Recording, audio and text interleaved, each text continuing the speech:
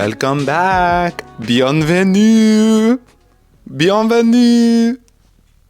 Willkommen, bienvenue. Welcome. Im cabaret, au cabaret, to cabaret. Y'all, I've been back on my musical theater grind. I've been back on the nonsense, everyone. And guess what? I still love theater. Oh my God, I have been deep into the throes of cabaret. I've been deep into the throes of Hades Town. Sprinkle in some great comment. Renascence? You guys. None of you bitches know about Renascence, and it shows. Oh dear Lord.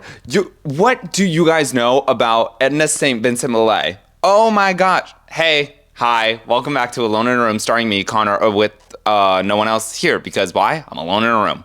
Now, I'm just going to go right on into it, because I need to share some things with you about the one and only Edna St. Vincent Millay, a lesbian icon.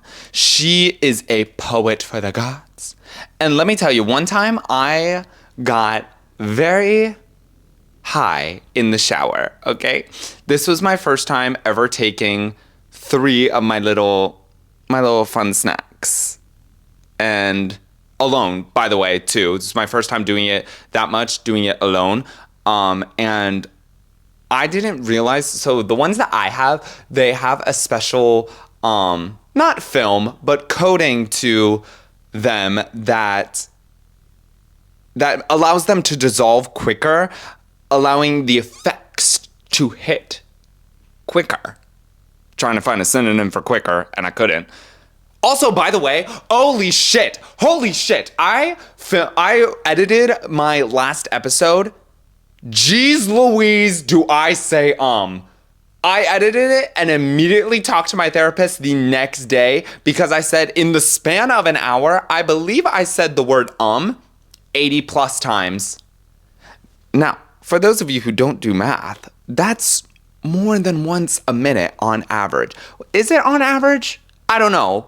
I'm the one that doesn't do math, okay? I'm speaking to myself at this point, which, hey, that's what I do the entire time, speaking to myself. There it is. See, I'm trying to get into this. It's an anti-habit, okay? I'm trying to clock myself when I say because I realized I was talking to my said therapist and I mentioned how I had said so many times, and I'm really trying to force that habit away. Put her in the garbage, take her outside, light her up on fire, allow the fumes to dissipate into the atmosphere in a safe, clean, environmental way, okay? I have realized that I say at the beginning of a sentence when I don't speak with intention, when I don't formulate a thought fully, and I'm trying to just spitball it without even thinking about my thought. So I'm really trying to force myself to get into the habit of, number one, basking in silence.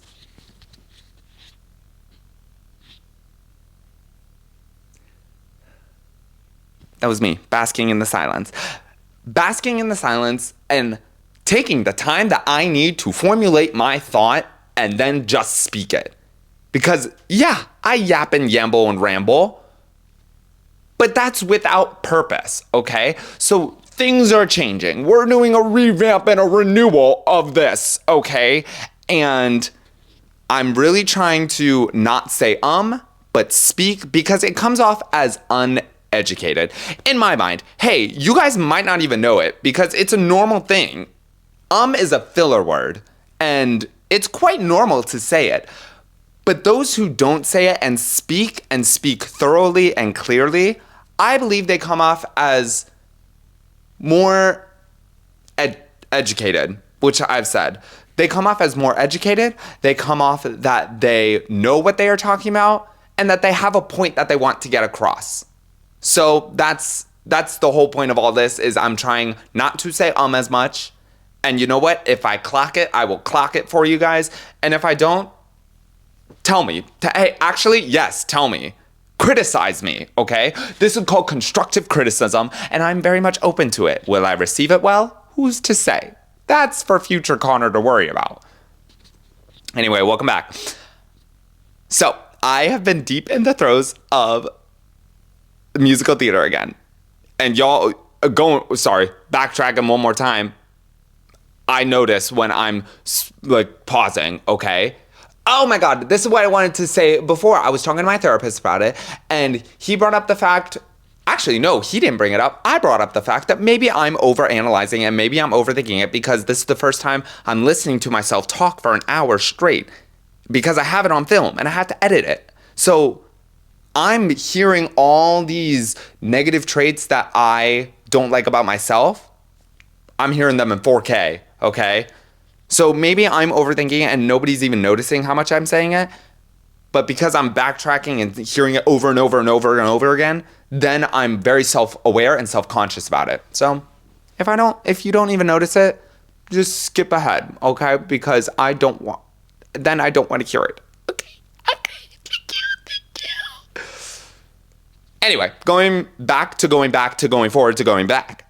Deep in the throes of musical theater, guys. And you know what? I did bring this up at the last episode, but I was going to break down Great Comet for you guys. Then I kind of realized I'm back in the throes of Hades Town, okay?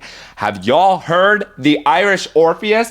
Wait for me, I'm coming.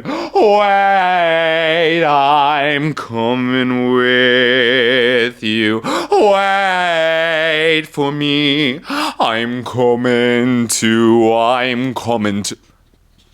I don't know how Irish people do it. They are so pretty. They are so sexy. And I can listen to them talk for hours. I'm coming, wait for me. I hear the walls repeating, the falling of my feet. And it sounds like drumming. And I am not alone. I hear the rocks and stones echoing my song. I'm coming. My voice is very raw today. Apologies for those that listen to that. And to those of you that are just double tapping to skip forward 5 seconds. Oh, he's still singing it? Another 5 seconds. Or if you're listening to this on Spotify, 15. Oh, he's still singing it? Give me another 15. Oop, I went too far. Back it up. Anyway, I was gonna talk about Great Comet. Then I was like, no, Hades Town. I love Hades Town. And it's so good. Honestly, I should have worn the Hades Town shirt tonight. But I wore that last 2 episodes. So I'm not gonna do that again. I'm not an outfit repeater. Well, you know what? Fuck that. Yes, I am an outfit repeater. Because I bought the fucking outfit. You know that, is it a TikTok? I believe it's a TikTok. I don't like those people that say you've worn that outfit before. Yeah, no shit. I bought the fucking outfit. And I'm gonna wear it again. Because I look cute and sexy. Anyway, it was just a Hades Town shirt, but I'm not gonna wear that. I'm gonna give you a taste of other things that I wear. Of course. But, so I was gonna talk about Hades Town. And then, I got back into Renascence and I just listened to it in the shower. Oh my God, I have to finish the first fucking story that I had to tell. So, this was a few months ago, and I took a trip to said Edwardsville, okay? And the ones that I have, like I said, they have this coating that dissolve faster and they hit quicker. But I didn't know that at the time. So, maybe like 5-10 minutes after I consumed 3, totaling up to 7.5 milligrams, I said, I'm a little dirty and gross after work, so I'm gonna hit the shower real fast. And of course, I need some shower tunes. I put on my JBL Pulse 4 speaker, and I said, ooh, you know what would hit? You know what hit hard? Renascence. Maybe I put a song before that, I don't remember, but for the point being of the story, I put on Renascence. That song is 19 minutes and 50 seconds long. And you know what? I'm just going to triple confirm that. 19 minutes and 22 seconds long. And I know every word to it. You bet your bottom dollar that this was my hyperfixation for a whole semester and a half my sophomore year of college. And I'll get into the premise of the show and how the songs are constructed in a little bit. But You know what? No, I will get into it right now. So, the whole show, Renascence, is about a... Let's look up. When did Renascence show? Let's see. Oh. Oh, it's actually a show. I didn't know that. I thought it was just... I just wanted to look at the musical. Oh, this is bringing back so many memories. Oh, I used to be obsessed with clips of these oh, it's such a beautiful show. Anyway, for those of you who don't know, Renascence was an off-Broadway musical it was an off-Broadway musical by the Transport Group. Don't really know who they are. It was directed by Jack Cummings and Dick Scanlon. And I am so sorry, but what a fun duo that is. Jack Cummings and Dick Scanlon. LOL. That's actually crazy. Music by Carmel Dean. Carmel Dean, you are a genius, woman, okay? And what the show is, let's read the synopsis together. Renascence is a theatrical exploration of identity and artistry through the poems of Pulitzer Prize-winning Edna St. Vincent Millay. At the age of 19, she writes a profoundly powerful poem, Renascence, catapulting her to stardom and releasing her from her rural, humble beginnings into a bohemian, reckless, and unconventional urban lifestyle. Vincent, Edna St. Vincent Millay, captivates both men and women with her unapologetic sensuality and frank intellect and becomes the original riot girl of her time. I don't know about that sentence. I don't know about that little original riot girl. I mean, period, per girl. Renascence not only follows the early years of this artist's life, but also invites its performers and audience to sit in the poet's soul and view humanity and nature as if through her window. Now that is just lovely to hear. It is a cast of 6, and from what I remember, the 6 cast members, obviously one being Edna herself, or I'm sorry, I guess they. What is Edna St. Vincent Millay's pronouns? Because she lived 100 years ago, I believe. It's going to be in the 19th century is where she is from. Oh, she's beautiful. She was born February 22nd, 1892 and died in 1950. Okay, yeah, so 20th century. She was not 20th century. Yes, I am so smart. After being stupid, I can be so smart, you guys. It's actually crazy. Clocked. Let me formulate my thoughts. Thank you. So she was an early 20th century poet, and from what I hear, she was a little bisexual, okay? And I believe that is reflected in the show, because there's multiple poems that she has that talk about love, and it's like the synopsis said, she was very sensual. And I believe that one of the subjects of the poem was a woman. Gasp, I'm clutching my pearls in the 20th century. And I'm just realizing that she wrote the titular poem, Renascence, when she was 20 years old, or at least she submitted it into a poetry contest, and that's the one that skyrocketed her into fame. I thought that was her magnum opus all this time. So, and by all this time, I mean from when I first did my own self-research into the show. Oh my God.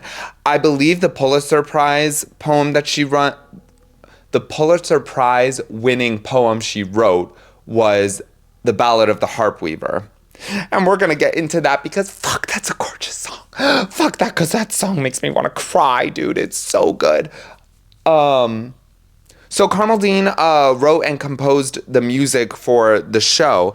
And what is so cool is, yes, the show is about her life, but all the songs written and sung in the show are poems by the actual poet. So every single song is poems that she wrote with just music over it.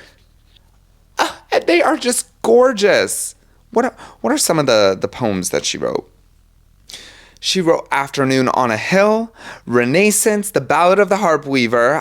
I'm like I said, I'm pretty sure that's the one that she won the Pulitzer Prize on. First Fig, What Lips My Lips Have Kissed. Let's get into that. Let's get into this. Okay, I'm going to do a dramatic reading for you, and I'm going to try not to sing the melodies. What Lips My Lips Have Kissed, and Where and Why, by Edna St. Vincent Millay. What lips my lips have kissed, and where and why, I have forgotten, and what arms have lain under my head till morning.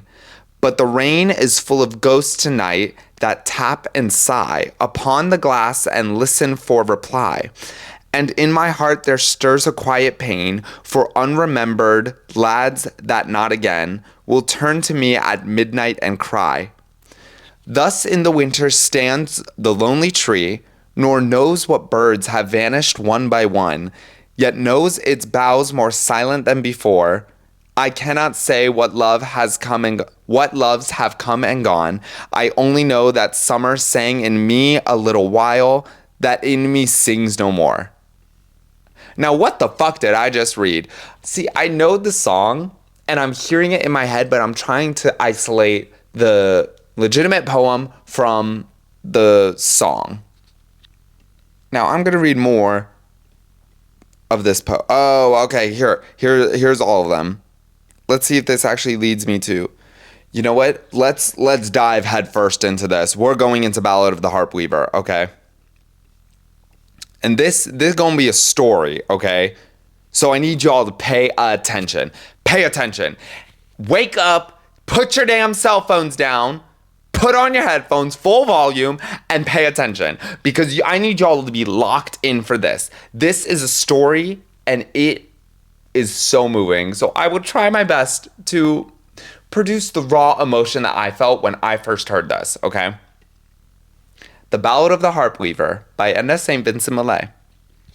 Son, said my mother when I was knee-high, you've need of clothes to cover you, and not a rag have I. There's nothing in the house to make a boy breeches, nor shears to cut a cloth with, nor thread to take stitches. There's nothing in the house but a loaf end of rye, and a harp with a woman's head nobody will buy. And she began to cry. That was in the early fall.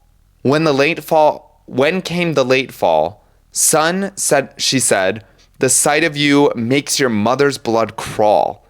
Little skinny shoulder blades sticking through your clothes, and where you'll get a jacket from, God above knows. It's lucky for me, lad, your daddy's in the ground, and I can't see the way I let his son go around. And she made a queer sound. That was in the late fall. When the winter came, I'd not a pair of breeches nor a shirt to my name. I couldn't go to school or out of doors to play, and all the other little boys passed our way. Son, said my mother, come climb into my lap, and I'll chafe your little bones while you take a nap. And oh, but we were silly for half an hour or more, me with my long legs dragging on the floor, a rocking to a mother goose rhyme. Oh, but we were happy for half an hour's time. But there was I, a great boy, and what would folks say to hear my mother singing me to sleep all day in such a daft way? Men say the winter was bad that year, fuel was scarce and food was dear. A wind with the wolf's head howled about our door, and we burned up the chairs and sat upon the floor. All that was left us was a chair we couldn't break, and the harp with the woman's head nobody would take, for song or pity's sake. The night before Christmas, I cried with the cold. I cried myself to sleep like a 2-year-old. And in the deep night, I felt my mother rise and stare down upon me with love in her eyes. I saw my mother sitting on the one good chair, a light falling on her from I couldn't tell where, looking 19 and not a day older, and the harp with the woman's head leaned against her shoulder. Her thin fingers moving in the thin, tall strings were weaving wonderful things. Many bright threads from where I couldn't see were running through the harp strings rapidly. And gold threads whistling through my mother's hand, I saw the web grow and the pattern expand. She wove a child's jacket, and when it was done, she laid it on the floor and wove another one. She wove a red cloak so regal to see. She's made it for a king's son, I said, and not for me. But I knew it was for me. She wove a pair of breeches quicker than that. She wove a pair of boots and a little cocked hat. She wove a pair of mittens. She wove a little blouse. She wove all night in the still, cold house. She sang as she worked, and the harp strings spoke. Her voice never faltered, and the thread never broke. And when I awoke, there sat my mother with the harp against her shoulder, looking 19 and not a day older.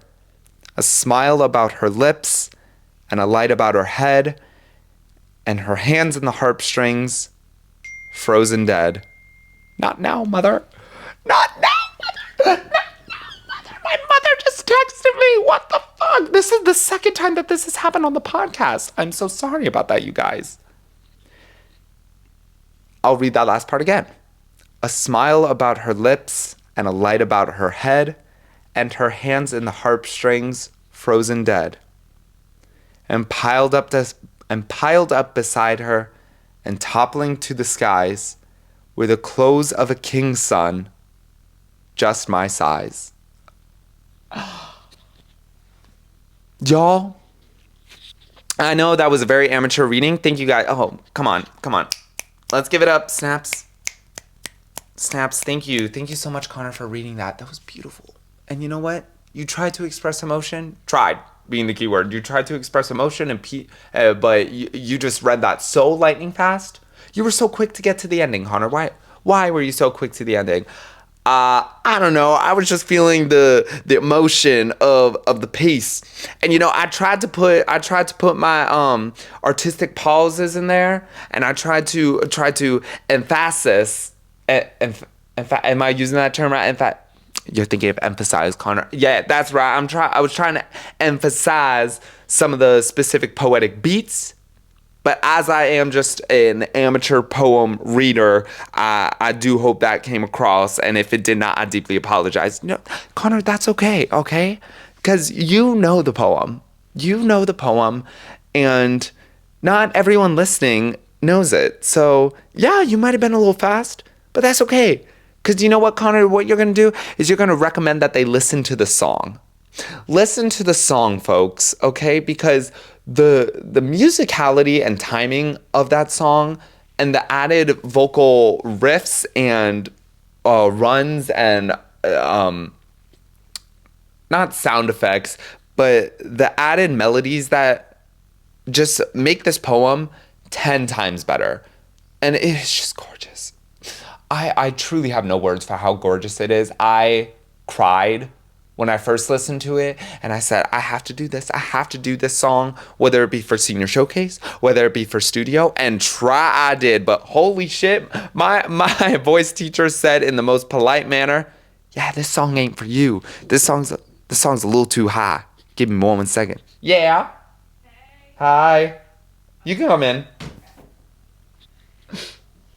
It finally came. Oh, no way. Oh, no way. Okay, hold on. Merry Christmas. I'm podcasting. Hi, I got a Christmas gift. We have our first guest on the podcast. Tell us your name. It's Caitlin. Nice to meet you. Thank you so much, Caitlin. Hang on, let me open it. You're so cute. This is so funny. Okay. I am sweating, man. Oh, not a thing. Is this a Hades poster? Oh, lordy. Where's my freaking scissors, man? They're right here. I got all the stuff I need. I was so excited. I was just like, yeah. I don't have a Hades poster. This is a good idea. I was like, she gonna get me? Avatar? What's she gonna get me? Try not to rip It's it. the game I spent like 40 hours in already. It's such a good game. Like I told y'all before, play Hades. It's so good. It's okay. I haven't beaten it yet, but it's fine. That's okay. That's okay. It took me a while. Oh, yeah. I'm trying to do it in less than 100 runs, so. Oh, okay. Good goal. Good goal. It's cute.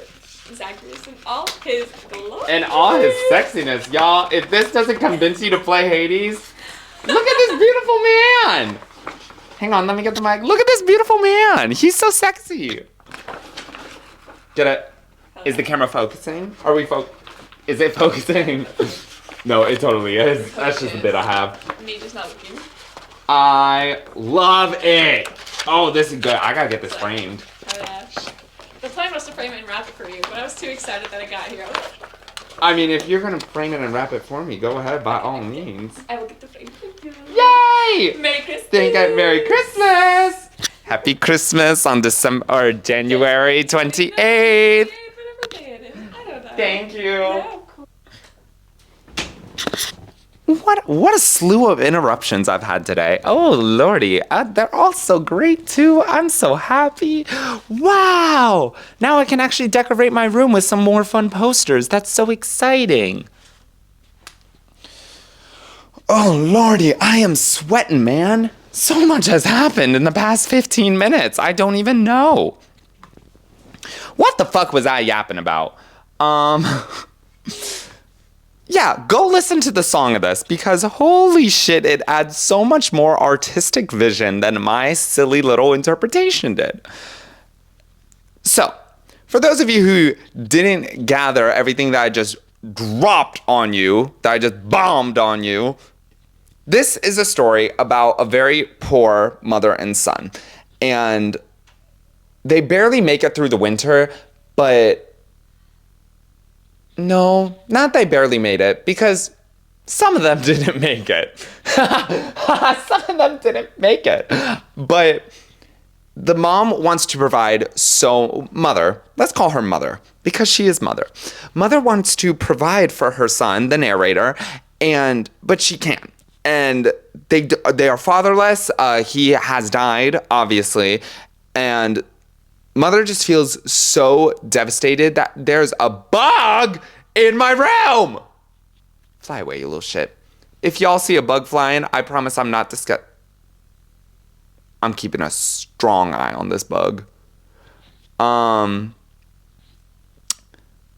is obviously very disappointed that the conditions in which she's raising her son, and she even says, it's lucky for me that your daddy's in the ground and he can't see the way I let his son go around. And I think the narrator comes from a very loving set of parents, because it truly breaks her heart that she has to see her son starve and be skinny and scrawny and malnourished. And I think the dad would in part also feel devastated as the provider for the family, because remember that Edna St. Vincent Millay was 20th century, so traditional values were very, very strongly enforced then, and so the man provides for the family, and since they have no man in their life, there's no one providing for them, so they are poor and they are clawing for survival. And once that winter comes, it's one of the worst winters that people say. No, not the worst, but people say it was a bad winter. And with winter comes cold, a famine, and an even stronger sense of survival. But they are barely scraping by. They've sold everything they can. They're burning up their furniture just to keep warm throughout the night.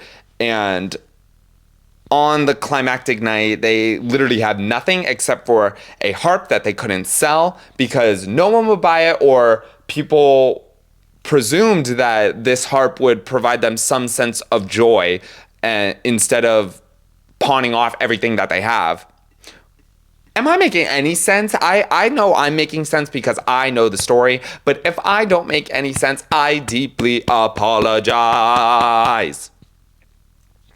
Anyway, the climactic night, they are left with nothing but a chair that they could not break and burn up for wood, and a harp that was unable to be sold or pawned off, because I think some people didn't want to buy the harp, but some people wanted this harp to bring them some sense of joy and happiness in the struggling life that they do have. But Christmas Eve. This takes place on Christmas Eve because he says the night before winter, I cried with the cold. I cried myself to sleep like a 2-year-old. And I'm assuming that this kid is, in my head, I think this kid is roughly elementary school, middle school age, because the boys are playing outside, but he is not invited to be played outside, and he's scrawny, but he does have a little bit of length to him, because if we go back a little bit, oh, but we were silly for half an hour or more, me with my long legs dragging on the floor, a rocking to a Mother Goose rhyme, oh, but we were happy for half an hour's time. But there was I, a great boy, and what would folks say to hear my mother singing me to sleep all day? So I think that this kid might be a little bit too old to be rocked by his mother, but not too old where the boys outside were playing, because he couldn't go to school or out of doors to play, and all the other little boys passed our way. So none of the kids in the neighborhood wanted to play with him. No one knocked on his door and said, come play Manhunt with us. We're playing Manhunt. You know, we got walkie-talkies.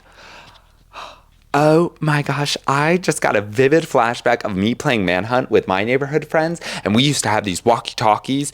And our neighborhood was not big, okay? It was maybe a quarter mile from the gate to the very end of our street. And it was kind of a U shape, and if you go into my neighborhood growing up and turned right, that was our street. We were the right side of the neighborhood. The left side was a little bit longer, had a little more branching cul-de-sacs, but our side, we were the right side. We were the right side. And our right side, we had walkie-talkies. Me and my childhood friends, we had walkie-talkies that we would talk to, and we would play Manhunt in the afternoon. And by Manhunt, we mean hiding in the same bushes and trees and just waiting, talking on the walkie-talkies. Hey, do you know if they're coming? No, I don't see them. Oh my God, they're on their way. We gotta book it. Go, go, go, go. And then we would, I'm switching to channel 13. I'm on channel 13. Anyone on here? Anyone on? Oh no, it's the wrong team. All right. If you're not on channel 13, I'm on channel 2. Fuck, I lost them. Fuck, I have no communications. Communications are down. We gotta go. We gotta rendezvous. That was the stakes that was in our Manhunt games. So none of the boys wanted this little kid to play Manhunt with him outside. They didn't have. Oh, I couldn't be me. So anyway, I like to picture this kid being roughly middle school, maybe not post-puberty, but like going through puberty, because obviously he's a great boy. He's got long legs, so I think he's hit his growth spurt at this point. So that's why a lot of people would judge them for the mom to be rocking him to sleep every night, because he's a grown boy. He's too old to be rocked to sleep by his mother. So it's Christmas Eve, and he cried himself to sleep because the chill was just so bad. But he woke up in the middle of the night, and I'm trying to find my place. So in the middle of the night, he feels his mother rise, because obviously they're probably huddling together for warmth. They're probably sleeping on the floor with barely a quilt over them to keep themselves warm, so they're huddled together for warmth. He felt his mother get up, sit in the chair, not before looking at him with the deep love and affection, knowing what she's about to do. She sits in the chair and she weaves. What is she weaving? Who's to say? Let's read into it. Looking 19 and not a day older, and the harp with the woman's head leaned against her shoulders. Her thin fingers moving, and the thin tall strings were weaving wonderful things. Many bright threads from where I couldn't see were running through the harp strings rapidly. and gold threads whistling through my mother's hand. I saw the web grow and the pattern expand. Is this magic? Is she magic? Obviously, she's not magic. This is grounded in reality, but he has no idea where all these strings are coming from. So maybe it has an air of heavenly presence to it because it's Christmas time. And he can't see where the strings, the threads are coming from, but through the harp and through her playing, these threads are being woven together into a child's jacket. When that was done, she put it on the floor. She started on another one. She wove a red cloak. It was too regal, and he's thinking to himself, literally, quote, "She's made it for a king's son and not for me." Obviously, he knew it was for her, but I knew it was for me, says the poem. She wove a pair of breeches. Even quicker than that, she wove a pair of boots and a little cocked hat. She wove a pair of mittens. She wove a little blouse. She wove all night in the still cold house. She sang as she worked, and the harp strings spoke. Her voice never faltered, and the thread never broke. And when I awoke, there sat my mother with the harp against her shoulder, looking 19 and not a day older, a smile about her lips and a light about her head, and her hands in the harp strings, frozen dead. And piled up beside her and toppling to the skies were the clothes of a king's son, just my size. So she literally just worked and knitted everything she little could. She poured her heart and soul and all her essence and being to caring for her son. And that's just too sweet. It's just too sweet. Now, I want to look up, where did, you know what, even better. I'm trying to analyze a little bit more, and I think I talked about this. I want to analyze and draw conclusions from a work of literature or music and draw an educated guess on what the specific things mean. So I think my interpretation of the poem is, because they were on the brink of dying, I think the mother knew that both of them were going to die if she didn't do something. So she sat in that harp and literally wove her essence and her love into, I think it physically manifested itself into threads that she then wove so her son could live on. That's what I think. I think the threads that he couldn't see where they came from were physical manifestations of her love that were being, and maybe I just have an air of mysticism and magic to things, and I have this wondrous type of mind that really wants to believe in that. What's the freaking thing called? Ballad of the Harp-Weaver Analysis. Let's get into it. The theme of the Ballad of the Harp-Weaver is the enduring strength of a mother's love. Okay, I'm on the right track. This is like when I'm like, I don't know if I know the answer, and then the teacher's like, you got it exactly right. Fuck yes! You can suck it! You can suck it! You can suck it! That's how I feel in this moment right here. And there are so many things going on. Now, I need to give credit where credit is due. Who wrote this analysis? Poem analyzed by Emma Baldwin. This is from poemanalysis.com. Emma Baldwin, you got a BA in English and a minor in creative writing, a BFA in fine art, and a BA in art histories. You go. So thank you for this analysis that you're going to either validate me or not on. Like I said, the theme is enduring strength of a mother's love. Through various hardships, the speaker's mother does everything she can to take care of her son. When their situation worsens and the two are near death in the middle of winter, the mother sacrifices herself so that the son can have clothes to wear and therefore survive the worst the season has to offer. Okay. No, I don't want to know about structure and form. I want to know about the freaking... Okay, detailed analysis. Here we go. Okay, stanzas 17 through 20. That's going to be, in the deep night I felt my mother rise and stare down upon me with love in her eyes. All of that until her thin fingers moving and the thin tall strings were weaving wonderful things. The speaker's relationship with the harp, which is likely one of annoyance and frustration up until this point, changed as his mother picked it up in play. Because they couldn't sell the harp, they couldn't get rid of it. He just saw this as an asset that they had that they could not get rid of, that could potentially be valuable and could save them monetarily speaking. But all this changed, according to Ms. Baldwin here, all of that changed when she started to pick it up and play.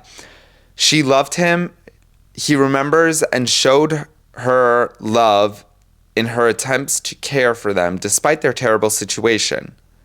Her love is also shown through her dedication to the harp in the last stanzas. The light in the 18th stanza is a symbol of both hope and happiness. For another brief moment, the speaker enjoys the warmth and beauty of his mother's play.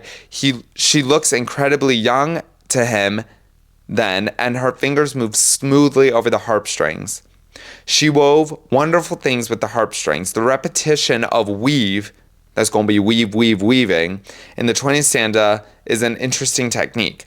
Millay likely composed this line in a way in order to allude to the layers of the song created through individual finger movements. The words should also take the readers back to the initial issue the mother and son faced, a lack of fabric or supplies to make new clothes. Oh, okay. Ms. Baldwin, I see where you're going with this. Stanzas 21 through 24. Many bright threads from where I couldn't see were running through the harp strings rapidly, and gold threads whistling through my mother's hand. I saw the web grow and the pattern expand. She wove a child's jacket, and when it was done, she laid it on the floor and wove another one. She wove a red cloak so regal to see. Oh, the bug is back. Sorry, that's not part of the poem. She wove a red cloak so regal to see. She's made it for a king's son, I said, and not for me. But I knew it was for me. The next lines are beautifully lyrical and should remind readers of much of Millay's best poetry. The speaker recalls how the harp's sound ran together like thread, creating a pattern that expanded throughout the room. The Ballad of the Harp-Weaver takes a somewhat fantastical turn at this point. The speaker describes how, with the harp, his beautiful, youthful mother wove a child's jacket and then another one. The threads were gold and whistled through his mother's hand while she plays. Here the speaker is emphasizing the beauty of the music and how it was capable of transporting the speaker out of his terrible and inescapable situation. What she created was so beautiful and so different from the world he was used to that for a moment he couldn't believe that the clothing Read the words on the page. What she created was so beautiful and so different from the world he was used to that for a moment he couldn't believe that the clothing items were for him. They were for a king's son, he thought initially. Okay, so I'm going to take this interpretation, takes a somewhat fantastical turn at this point, and kind of validate myself, because all up until this point, the entire poem is grounded in reality until she started playing this harp and physical clothing was becoming, like, it was golden clothing, a gold shining beacon of light that was warmth and inviting to, like, manifest it into a physical clothing. Do I make any sense at all? Am I just trying to correlate what I thought into what I think is the right answer? Because it's poems. There's no right answer. It's all up to interpretation, okay? We press on. Stanzas 25 and 26. She wove a pair of breeches quicker than that. She wove a pair of boots and a low-cocked hat. She wove a pair of mittens. She wove a little blouse. She wove all night in the still, cold house. Using anaphora. Now, what is that? I'm just going to highlight that. Look up. I highlighted the incorrect amount of letters. That gave me a whole different definition. Anaphora is the use of a word referring to or replacing a word that... The use of a word referring to or replacing a word used earlier in a sentence to avoid repetition, such as do in I like it and so do they. Now, do I really understand what that means? Not really, but it's a literary device, I'm assuming. Using anaphora, Millay describes in a list-like fashion how the mother created one item of clothing after another. She made the breeches he so desperately needed, a hat, a pair of boots, a pair of mittens, a shirt, and more. The mother dedicated herself to the task with all the energy she had left and persevered through the night and within the still cold house. Okay, she put her heart and pussy into making these clothes for her son who's literally dying. That's what I said. And I think she literally she literally worked herself to death. Stanzas 27 through 30. She sang as she worked, and the harp strings spoke. Her voice never faltered, and the thread never broke. And when I awoke, there sat my mother, with the harp against her shoulder, looking 19 and not a day older. A smile about her lips, and a light about her head, and her hands in the harp strings, frozen dead, and piled up beside her, and toppling to the skies, were the clothes of a king's son, just my size. The boy's mother sang as she wove and never faltered. This beautiful, magical, and mysterious scene continues until the moment it is revealed that the child was sleeping. Oh my God. She hit me with the fucking "it was all a dream" trope. Oh, I should have seen this coming. Oh, I feel a little betrayed right now. I ain't gonna lie. Oh, it was a dream. It was all a freaking dream, you guys. When he woke up, he remembers he saw his mother with the harp against her shoulder, still appearing as young as she did before. But now her hands are frozen to the string and she's passed away. His mother used her final moments of strength to create something beautiful for her son. The dreamlike narrative comes to a close with the revelation that piled up beside her, as high as the skies, were the clothes of a king's son just my size. The magic. Magic! I was fucking right! It was fucking magic, you guys! Pardon? The magic, it appears, was real, and the mother managed. It was real! It was fucking real! I fucking told you, bitches! It was all real! It wasn't a dream! Oh my God, I'm on a roller coaster right now. Mrs. Baldwin, you are doing things to me right now. The magic, it appears, was real, and the mother managed, through the sheer strength of her love, to create something out of nothing. She gave her life for her child in the only way she knew how. Readers are meant to embrace the beauty and sorrow of the final lines of the poem without trying to reconcile what was real and what was not. It was fucking magic. She's a fucking magician. Witch! Witch! Apologies for your ears, y'all. Oh, Lord.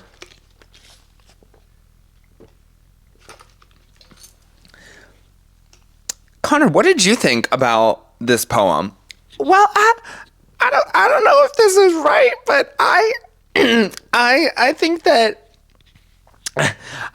it was freaking witches and magic and wizards. Did I fail? No, Connor, you got it exactly right. Congratulations. Fuck you. Fuck you. You can suck it. I was right. Oh my God. I feel maybe I'm better at this analyzing than I thought I was, but it also helps when you've listened to the song upwards of 500 times. I wish I was being sarcastic. And that's probably going to be my favorite poem of hers. Oh my Lord. It's just beauty. It's a great poem. And all of this is in a show. All that combining with musical theater. Oh, I love art. You know, I bring it back to Supreme Leader Brittany Broski. In her last podcast episode, she talked about something that was really poignant for me, and I wrote it down because it really struck a chord with me. And I think I fear to put what I have to say out there out of fear of backlash, fear of commitment to what I believe. But all that I'm doing here is self-expression, okay? I'm just sharing what's going on up here, what's going on in here, and what I feel in here, in my tum-tum, in my gut. I'm putting all that out on the line right now, okay? This is my form of self-expression, and self-expression is art, okay? And what I literally wrote down was, art is for the artist. It is a creative expression, creative outlet. It is a creative expression, creative outlet in any way, shape, or form for the artist, not for the consumer. This is art to me, okay? My self-expression is a form of art. And all this whole little podcast that I've set up was all for me to get what I have to say out into the world. These are things that I feel strongly about, things I want to talk about, and it is an art form for me, okay? I'm not the prettiest drawer. I can do a draw rather fine, I think. I'm not the prettiest drawer. I'm not the best painter. I don't sculpt, and I don't do digital art, okay? But I think any form of media that you put out is an art form, okay? And I know that's not groundbreaking to say, but this little show that I'm doing right here, this is art to me, okay?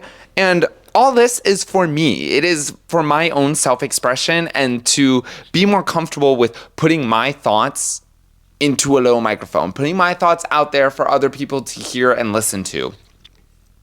And apparently people want to listen to it. Crazy to me. On to the magnum opus, Renascence, the one that started it all. Now, I'm not going to read it all for you guys because maybe I will. No. Do you want me to read it all? Do you want me to read it all for you guys? Okay, guys. Okay, fine. Stop screaming at me. I will. Okay? Don't scream at me. I can do what I want. Okay? Like I said, all this is for me and you guys are freaking screaming at me. I don't want to listen to you. I don't want to listen to bitch and moan, so I'll just give you what you want. Okay? Even though, like, it's what I want. It's what you want. Okay? So, Renascence. This one's going to be a doozy, okay? This one's not a story. This is a straight up poem. And I had this moment of clarity when I was in the shower, high off my mind. Trust and believe I did not forget about that story because it has an ending and it is crazy. So, poem number 3, Renascence, by, let's all say it together, 1, 2, 3, Edna St. Vincent Millay. All I could see from where I stood was 3 long mountains and a wood. I'm going to start that over because I already fucked it up.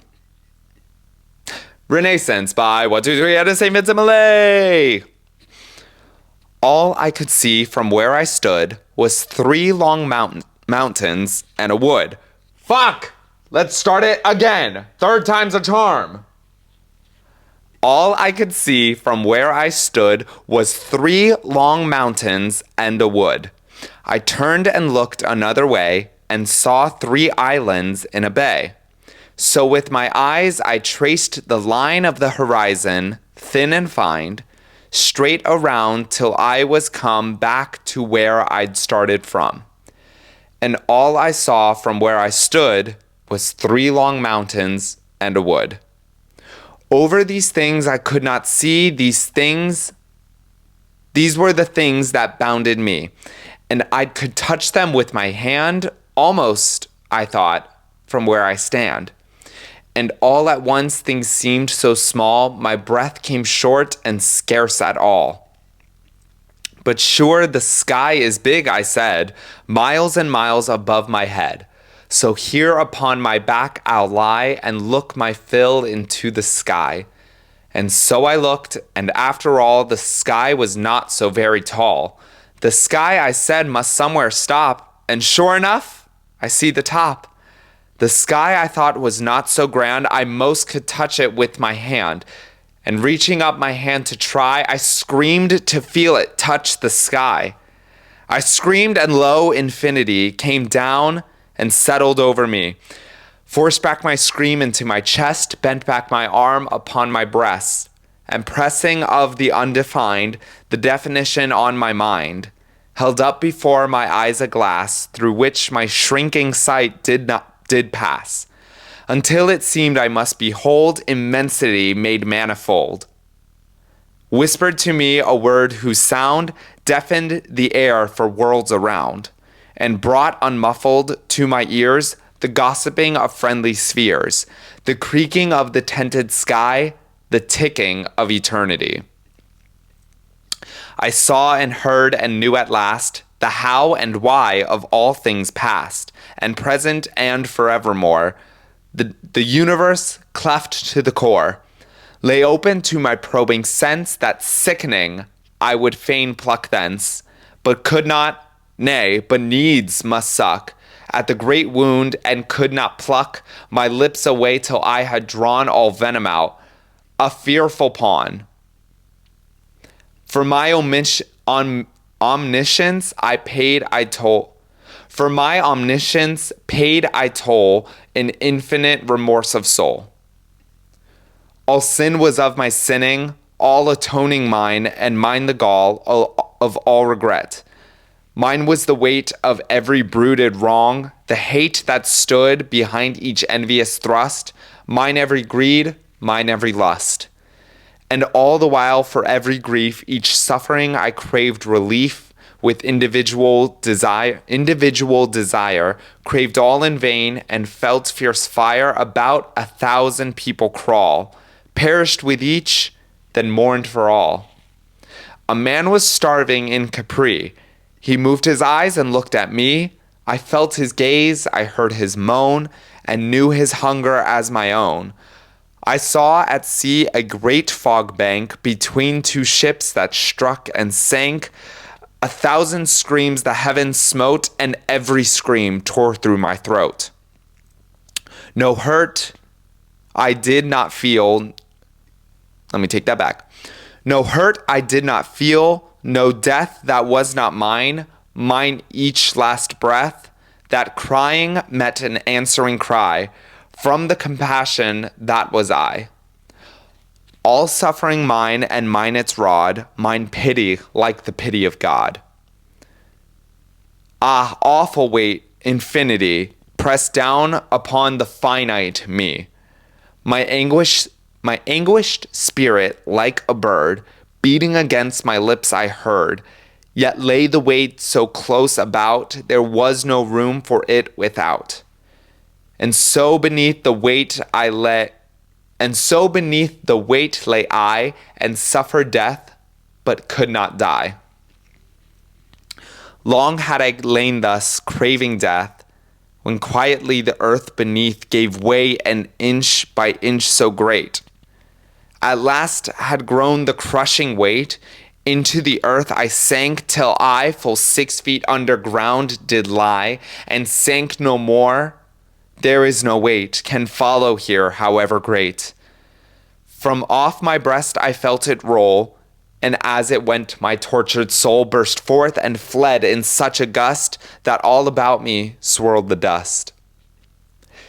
Deep in the earth I rested now, cool is its hand upon the brow, and soft its breast beneath the head of one who is so gladly dead. And all at once and over all the pitying rain began to fall. I lay and heard each pattering hoof upon my lowly thatched roof, and seemed to love the sound for more than ever I had done before. For rain it hath a friendly sound to one who's 6 feet underground, and scarce the friendly voice or face, a grave is such a quiet place. The rain, I said, is kind to come and speak to me in my new home. I would I were alive again to kiss the fingers of the rain, to drink into my eyes the shine of every slanting silver line, to catch the freshened, fragrant breeze from drenched and dripping apple trees. For soon the shower will be done, and then the broad face of the sun will laugh above the rain-soaked earth until the world with answering mirth, shakes joyously, and each round drop rolls twinkling from its grass blade top. How can I bear it, buried here, while overhead the sky grows clear and blue again after the storm? O multicolored, multiform, beloved beauty over me that I shall never, never see again. Spring silver, autumn gold, that I shall never more behold. Sleeping your myriad magics through, close sepulchred, away from you. O God, I cried, give me new birth and put me back upon the earth.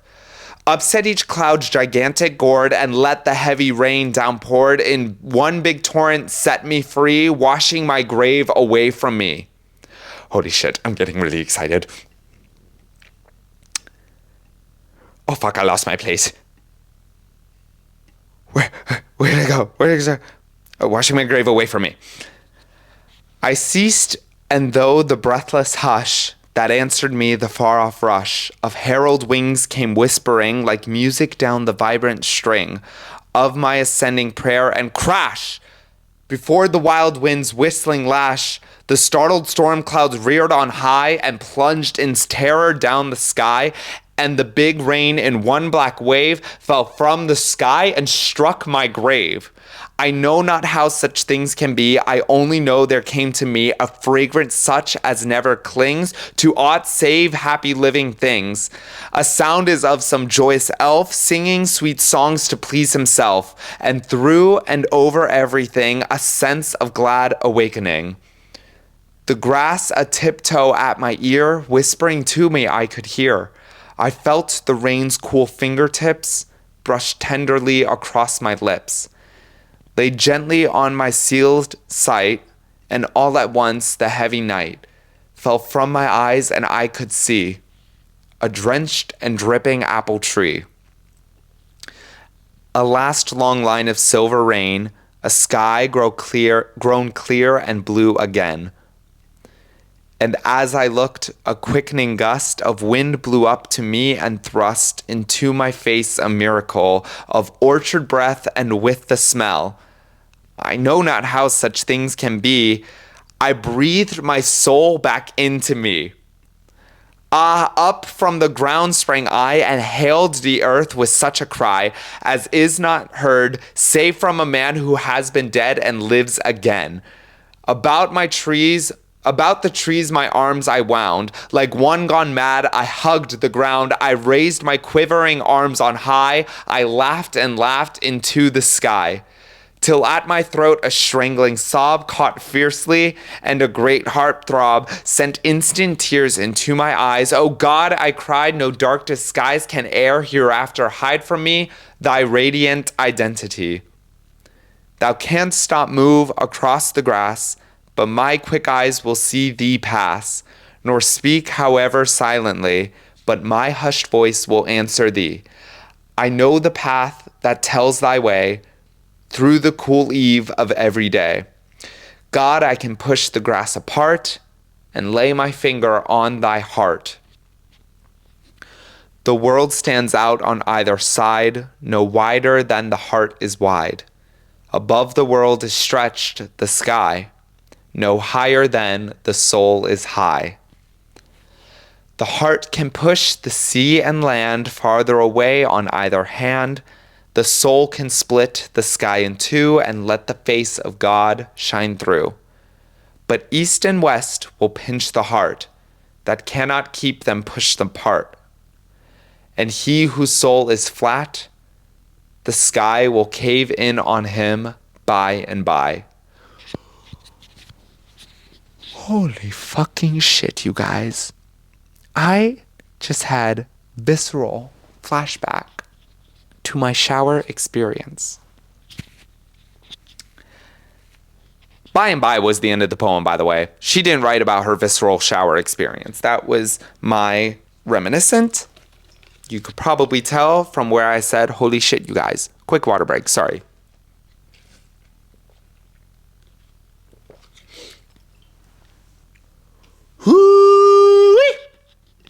Now, let's break this down. I have such a clear understanding of what this poem is, and I don't give a fuck. I don't even need to look up what other people, what other analysts have to say about this, because she talked about seeing the face of God shine through. I saw the face of God in this shower because I had such a clear understanding of, holy shit, I know what these words finally mean. Like I mentioned before, I was obsessed with this. I hyperfixated on this show, and this song is 19 minutes and 22 seconds long from the show. All of it is this exact poem, word for word. Granted, some riffs and runs and musicality notes. But I memorized this poem. I can recite it to you without even looking, but I need to read it and look at punctuation of how the actual poem is written. But I can recite this entire poem to you by heart. I know all words of this. That being said, I knew the words to this poem. I didn't necessarily know what the actual meaning of the poem was and what the story behind the poem was. So finally, finishing this story, I took this edible, and it hit a lot faster than I thought it would, because it hit when this song was playing. It started, and I was like, ooh, oh, we're getting into the throes of this. I was doing slam poetry in this motherfucking shower, screaming these words, because I finally comprehended what this poem means. And I'm going to break it down for you. I'm going to break it down in my own way for you guys today. So I think this poem has 3 acts in total. Act number 1 is going to be the first 1, 2, 3, 4, 5, 6, 7, 8, 9, 10. First 10 stanzas, okay? And I'm just going to highlight them so I know exactly where it is.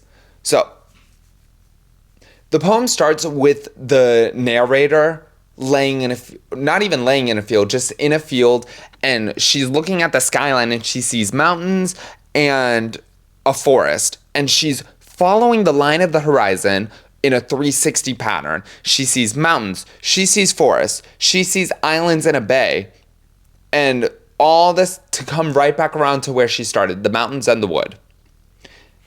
And I think this is just, she's examining the nature all around her. She does it on a lateral degree, and then she starts going in a more vertical degree, because then she talks about the infinity of the sky. She's very overwhelmed by all of this. Over these things I could not see, these were the things that bounded me, and I could touch them with my hand, almost, I thought, from where I stand. And all at once things seemed so small, my breath came short and scarce at all. It's overwhelming. I think she is in this state of mind where she's looking around and she feels confided and trapped by the earth and everything that's around her. But sure, the sky is big, I said, miles and miles above my head. Surely I have space going above me. So here upon my back I'll lie and look my fill into the sky, as it's the only abyss and the only opening that I can look through without feeling so confided and having things weigh on top of me. And so here upon my back I'll lie and look my fill into the sky. And so I looked, and after all, the sky was not so very tall. The sky, I said, must somewhere stop, and sure enough, I see the top.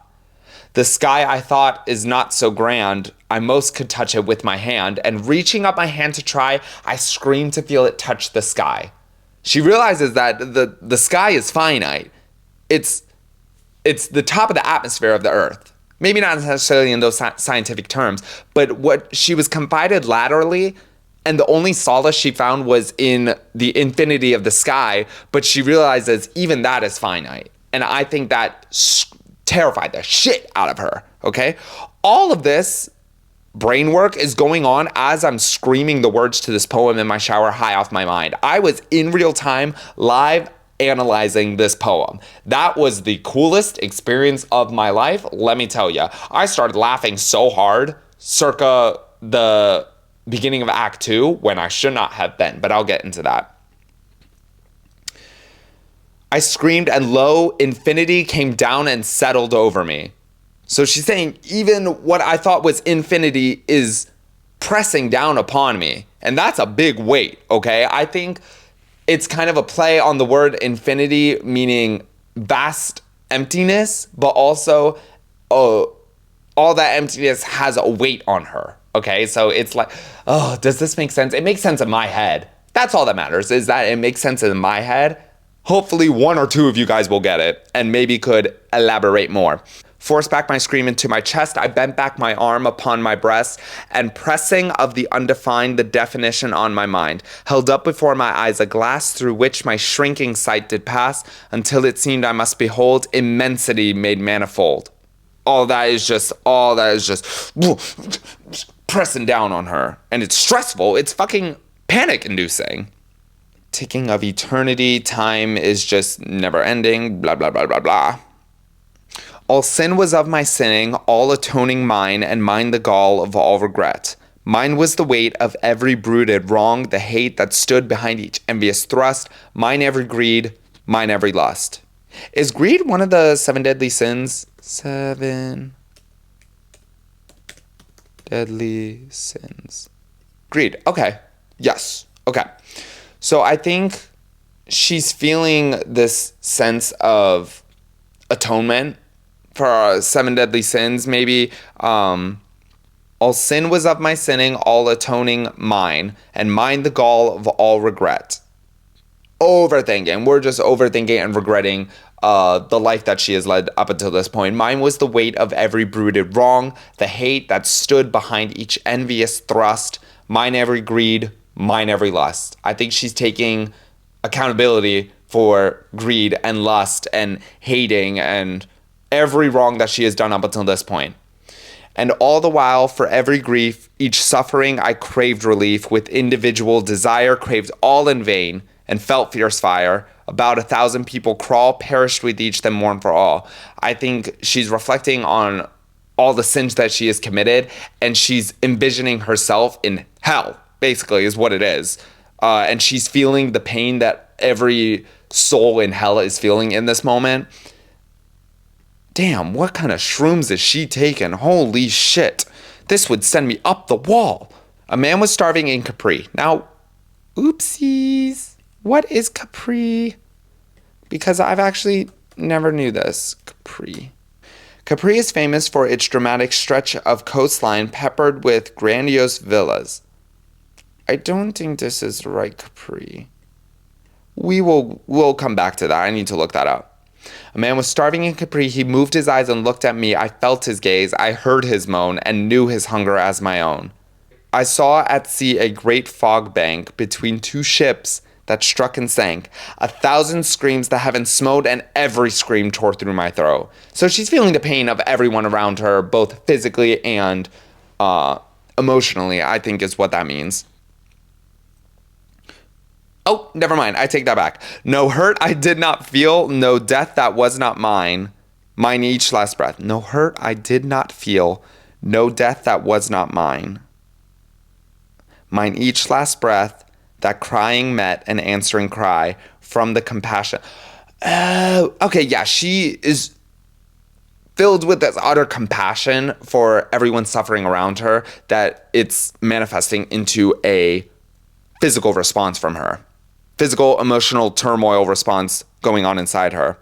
All suffering mine and mine its rod, mine pity like the pity of God. Awful weight, infinity pressed down upon the finite me. So like I said, all that infinity that she was envisioning stretched endless is pressing down on her. And infinity is a big, big number, and that weighs a lot. Yeah, that's going to weigh a lot, pressing down on you, okay? And she's but so finite. And the concept of infinity is literally incomprehensible to finite creatures such as ourselves. Yet lay the weight so close about, there was no room for it without, and so beneath the weight lay I, and suffered death, but could not die.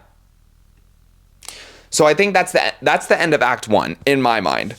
She's feeling all this pain from feeling so constricted by the world around her and by all the pain and suffering that's going on, and she's not seeing the beauty of the world. And all that she sees in the world is very just pain and suffering. There's a term for that. It's what is it? View.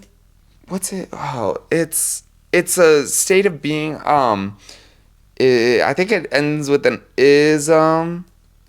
Marxism. I could be so far off.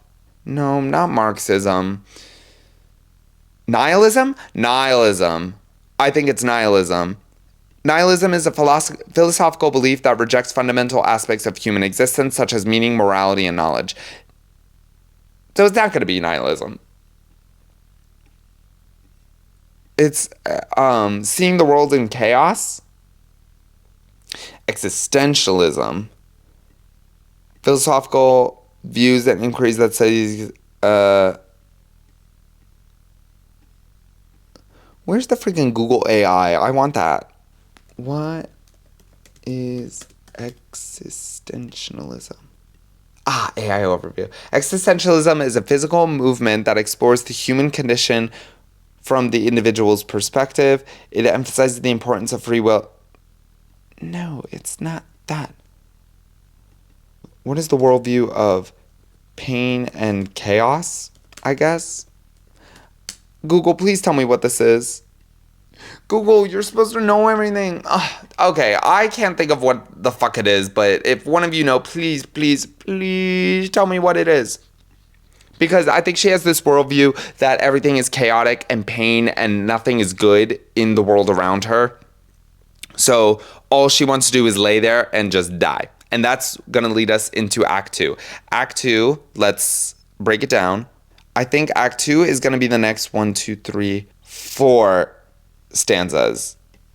And it is a dark time for the narrator, let me just tell you that. Long had I lain thus craving death, when quietly the earth beneath gave way, and inch by inch so great, at last had grown the crushing weight. Into the earth I sank, till I full 6 feet underground did lie, and sank no more. There is no weight can follow here, however great. So she literally laid there until she died. The earth opened up around her. She fell 6 feet, not fell, but sunk 6 feet under, and it closed back up. So she's laying in the earth 6 feet under, dead as she can be. And this is the relief that she felt. There is no crushing weight of infinity happening above her. She is in this cozy earth blanket, but it is death. Like, there's nothing going on around her. But at least there's no stress, and there's no stress and panic of the infinity around her to induce a type of panic. Huh? You know what I mean. I've said it like 3 different ways, but all the same thing. From off my breast I felt it roll, and as it went my tortured soul burst forth and fled in such a gust that all about me swirled the dust. So the tortured soul that she was feeling, all that empathetic pain and suffering that she felt for everyone around her, finally was free, and it just boom. It's like that clip of Dr. Doofenshmirtz being like, well, I'm out of here. And it left in a puff of smoke. But when the smoke dissipated, it was gone. It wasn't still there. Finally, she's resting in the earth. Deep in the earth I rested now. Cool is its hand upon the brow, and soft its breast beneath the head of one who is so gladly dead. She is happy to be rid of all this. Suddenly, there's a little bit of pitter-patter going on overhead, and she realizes that it's raining above her. And y'all know that ASMR white noise of rain on a tin roof? You know when you fall asleep and it's storming out, and how that is the most relaxing shit in the world? That's what she's experiencing. The pitying rain began to fall. I lay and heard each pattering hoof upon my lowly thatched roof, and seemed to love the sound far more than ever had I done before. For rain it hath a friendly sound to one who's 6 feet underground, and scarce the friendly voice or face. A grave is such a quiet place. So she knows that it's raining on top, and she's kind of seeing it in a new light, and she's trying to enjoy it, but because she's dead in the earth, she has no enjoyment for it. it's too quiet. She can't enjoy the beauty of the rain that's happening like she did before when it was like pitter-pattering on a thatched roof. The rain, I said, is kind to come and speak to me in my new home. I would I were alive again to kiss the fingers of the rain, to drink into my eyes the shine of every slanting silver line, to catch the fresh and fragrant breeze from drenched and dripping apple trees. For soon okay, no, stop there. She is wishing that she could be in this rainstorm. She wants to experience the rain once more, and that is all she can think about, but she can't because she's dead. And she's like, oh, fuck, I'm dead now. I can't enjoy the simple pleasures of the rain. Dancing in the rain. That's not a song, but there's the fucking, the TikTok of the insufferable indie female lead is, it's just rain. Can't hurt you. Sure, I might catch a cold. But you know, it's just rain. Yeah, I might get wet, but my clothes will dry. And this experience, I'll never forget. So come on, Colton, dance with me in the rain. That's what she wants to be. She wants to be the insufferable indie lead of this poem. And she wants to dance in the freaking rain. And she wants to see raindrops falling from apple trees. And she wants to see every freaking like silver line of the rain that it does. For soon the shower will be done, and then the broad face of the sun will laugh above the rain-soaked earth until the world with answering mirth shakes joyously and each round drop rolls twinkling from its grass blade top. So she said, not only am I missing the rainstorm, I'm missing the sun shining from behind the clouds. I'm missing the dewdrops falling off of the blades of grass and drying, and all of this to say, she is seeing the world in a new light and recognizing the beauty that she didn't notice before. Amidst the chaos and the pain and suffering, there is such great beauty in nature all around her. And that brings us back to the beginning of the fucking poem. When she is looking at the 360 lateral, she sees freaking mountaintops. She sees a wood. She sees islands in a bay. And that is just beautiful nature.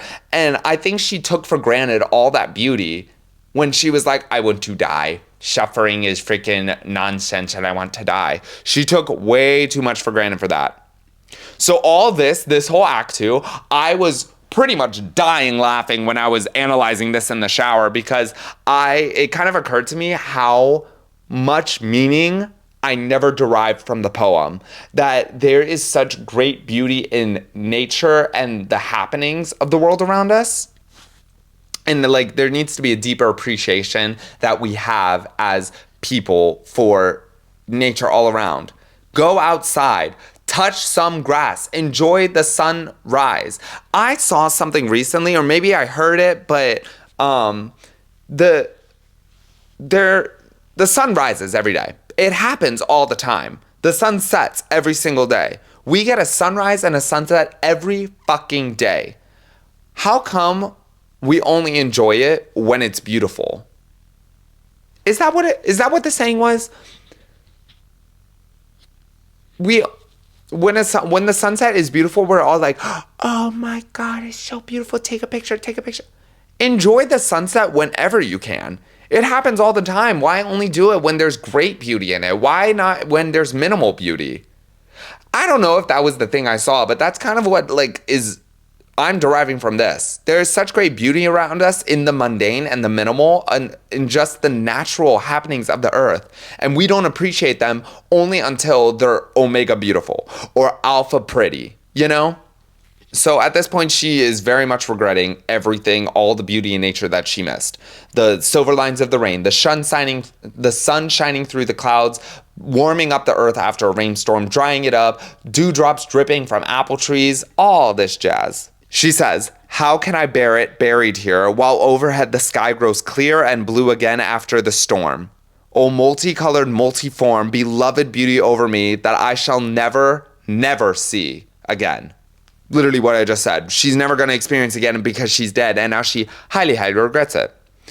Spring silver, autumn gold, that I shall never more behold. Sleeping your myriad magics through, close sepulchred away from you. Now, what does sepulchred mean? Because I definitely, God, I did it again. sepulcher is... Huh? Oh, sorry. Sepulcher, lay or bury in as if in a sepulcher. I don't know what that means. Oh, to serve as a burial place. Okay. Close sepulchered away from you. Oh, okay. So she's only... So, spring silver, autumn gold that I shall never more behold. Sleeping your myriad magics through, close sepulchered away from you. Her grave is 6 feet. She is 6 feet away from all this beauty, yet she cannot appreciate it. She cannot enjoy it. O God, I cried, give me new birth, and put me back upon the earth.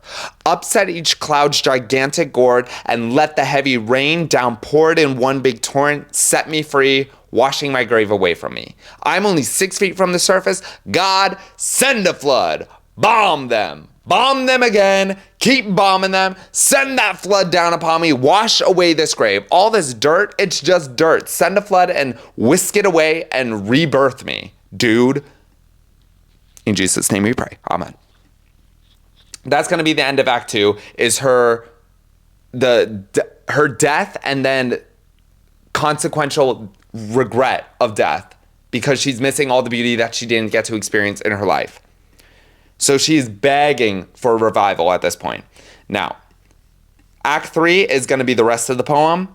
I don't remember what stanza we're on and how many we have left, so I'm just going to get into it. I ceased, and through the breathless hush that answered me the far-off rush of herald wings came whispering like music down the vibrant string of my ascending prayer, and crash before the wild winds whistling lashed, the startled storm clouds reared on high and plunged in terror down the sky, and the big rain in one black wave fell from the sky and struck my grave. Her prayer was frickin' answered. God is sending another frickin' wave of a torrential downpour to wash away the grave. I know not how such things can be. I only know there came to me a fragrance such as never clings to aught save happy living things. She doesn't know how or why it happened, but it did, okay? A sound as of some joyous elf singing sweet songs to please himself, and through and over everything a sense of glad awakening. The grass a tiptoe at my ear, whispering to me I could hear.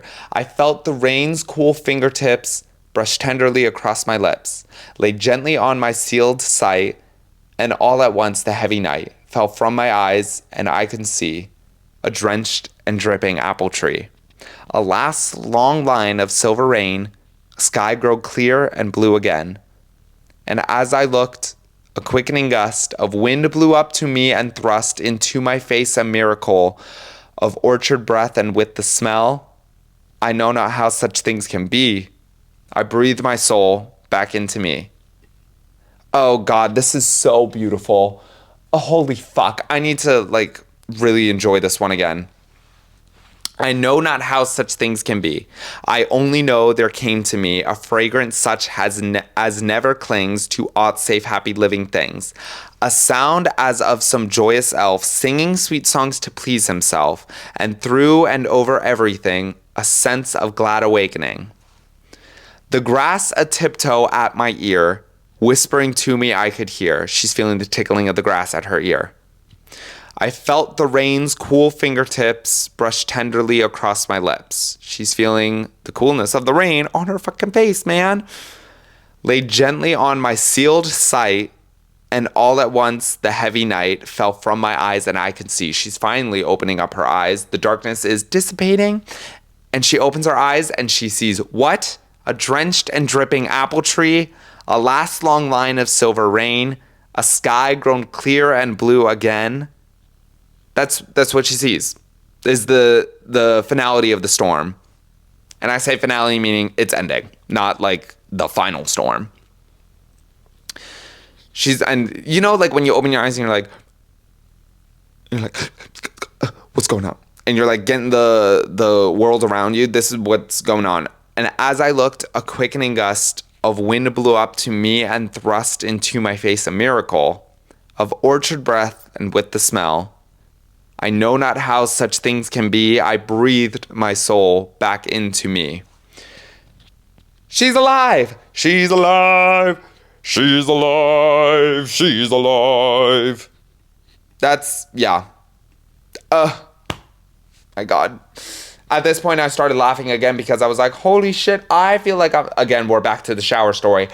I started laughing because I was like, holy shit, I feel like I'm alive again. Again, all of this, I have not looked up an analysis. This is all my interpretation of it from when I was high as shit in the shower. And I think it is pretty damn spot on mind you. Up from the ground I sprang. What? No. Up then from the ground sprang I, and hailed the earth with such a cry as is not heard, save from a man who has been dead and lives again. About the trees my arms I wound. She literally wakes up, cries because she is alive again, but she literally has no concept of how or why this has happened. And she gave this guttural cry of happiness and literally hugged a tree. Tree hugger over here. Like one gone mad, I hugged the ground. I raised my quivering arms on high. I laughed and laughed into the sky. So all that infinity that she was then pressed down upon by, she is embracing with a newfound light and a newfound interpretation of. And it is just so beautiful. It is just so beautiful. Oh, Lord. Till at my throat a strangling sob caught fiercely, and a great heart throb sent instant tears into my eyes. O God, I cried, no dark disguise can e'er hereafter hide from me thy radiant identity. Thou canst not move across the grass, but my quick eyes will see thee pass, nor speak, however silently, but my hushed voice will answer thee. I know the path that tells thy way through the cool eve of every day. God, I can push the grass apart and lay thy finger on thy heart. Honestly, I think God is not so much the Christian God, but God being the earth and nature itself. God, I can push the grass apart and lay my finger on thy heart. Thy is capitalized there. So I think the God and the thy that she speaks to is the earth itself. Because I'm going to read that again. God, I can push the grass apart and lay my finger on thy heart. That's all I have to say on that. The world stands out on either side, no wider than the heart is wide. Above the world is stretched the sky, no higher than the soul is high. The heart can push the sea and land, farther away on either hand. The soul can split the sky in two and let the face of God shine through. But east and west will pinch the heart that cannot keep them pushed apart, and he whose soul is flat, the sky will cave in on him by and by. Holy shit, I needed to read that out loud because I don't remember really what that interpretation was from the shower, but holy shit, I know what this means. The world stands out on either side, no wider than the heart is wide. That lateral compression she was feeling at the beginning, she is embracing it. It stretches infinite through the love, through heart. Her heart stretches infinitely outward. That's going to be your lateral movement. Her soul stretches infinitely vertically. That is going to be the infinity of the sky, is her soul. And the appreciation the soul can have. The soul can split the sky in two and let the face of God shine through. The heart and the soul working together in one can send this warm light upon you. And looking at the world in that sense, exerting kindness from the heart and the soul, that's going to... Let me get my words together. When you exude love from your heart and from your soul, all this kindness, love, generosity, human spirit, if you... What's the word I'm looking for? If you... Oh my God. Do I even know the English language? If you explode all that outwards, that's what's going to give you the appreciation for life. If you use east and west, you are limiting yourself. That's what she's saying. But east and west will pinch the heart. that cannot keep them pushed apart. And he whose soul is flat, the sky will cave in on him by and by. If you limit yourself by east and west, instead of infinity outwards, using your heart for infinity, this doesn't make any fucking sense, and I know that, but I'm trying to speak it through. East and west will pinch the heart. That's gonna constrict you, like how she was at the beginning. She only saw a horizon. To the east, she saw mountains. To the west, she saw islands in a bay. And that compressed that heart and brought stress upon her.